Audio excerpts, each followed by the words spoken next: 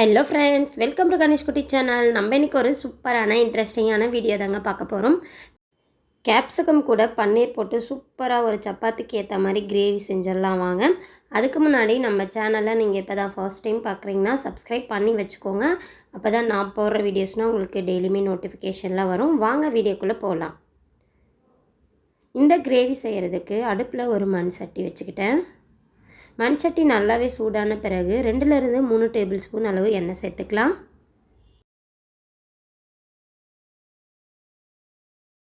எண்ணெய் நல்லாவே காஞ்சி வந்துருச்சு. இந்த டைமில் 1 டேபிள் ஸ்பூன் அளவு இஞ்சி பூண்டு பேஸ்ட் எடுத்து வச்சுருக்கேன். அதை சேர்த்து நல்லா வதக்கி விட்டுக்கலாம். பெரிய சைஸில் 2 வெங்காயம் சின்ன சின்னதாக கட் பண்ணி வச்சுருக்கேன். அதையும் உள்ளார சேர்த்து நல்லாவே வதக்கி விட்டுக்கலாம்.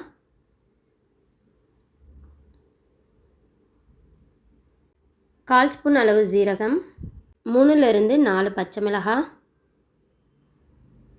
இதெல்லாம் சேர்த்து நல்லா வதக்கி விட்டுக்கலாம். 1/2 ஸ்பூன் அளவு கல்லுப்பு,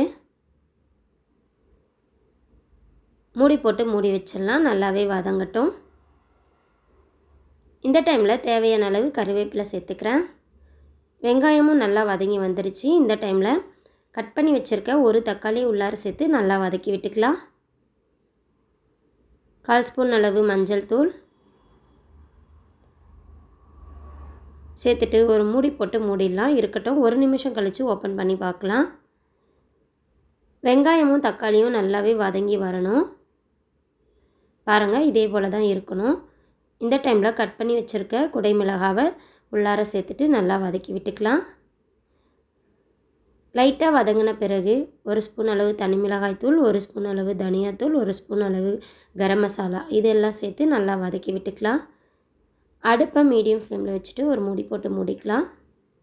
1 நிமிஷம் கழித்து ஓப்பன் பண்ணிவிட்டு லைட்டாக மிக்ஸ் பண்ணி விட்டுட்டு 1/2 கப் அளவு தண்ணி சேர்த்து மறுபடியும் நல்லா மிக்ஸ் பண்ணி விட்டுட்டு ஒரு மூடி போட்டு மூடிக்கலாம்.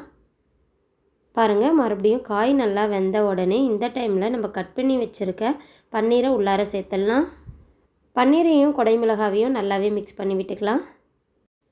1 நிமிஷம் கழித்து மறுபடியும் நம்ம தேங்காய் பால் எடுத்து வச்சுருக்கோம். முந்திரி போட்டு தேங்காயில் அரைச்சி தேங்காய் பால் மட்டும் எடுத்து வச்சுருக்கேன். அதை உள்ளார சேர்த்துடலாம். ஃப்ரெஷ் க்ரீம் இருந்தால் சேர்த்துக்கலாம். இல்லை, அதனால தான் நான் இதே போல் அரை மூடி தேங்காயில் 4-5 முந்திரி போட்டு அரைச்சி தேங்காய் பால் எடுத்து சேர்த்துக்கிட்டேன். கடைசியாக நம்ம வெந்தயக்கீரையை இதே போல் தூள் பண்ணி மேலே சேர்த்துக்கலாம். ஸ்டவ் ஆஃப் பண்ணிவிட்டு அதுக்கப்புறம் கொஞ்சம் பட்டர் எடுத்து வச்சுருந்தேன். அதையும் மேலே சேர்த்துட்டேன்.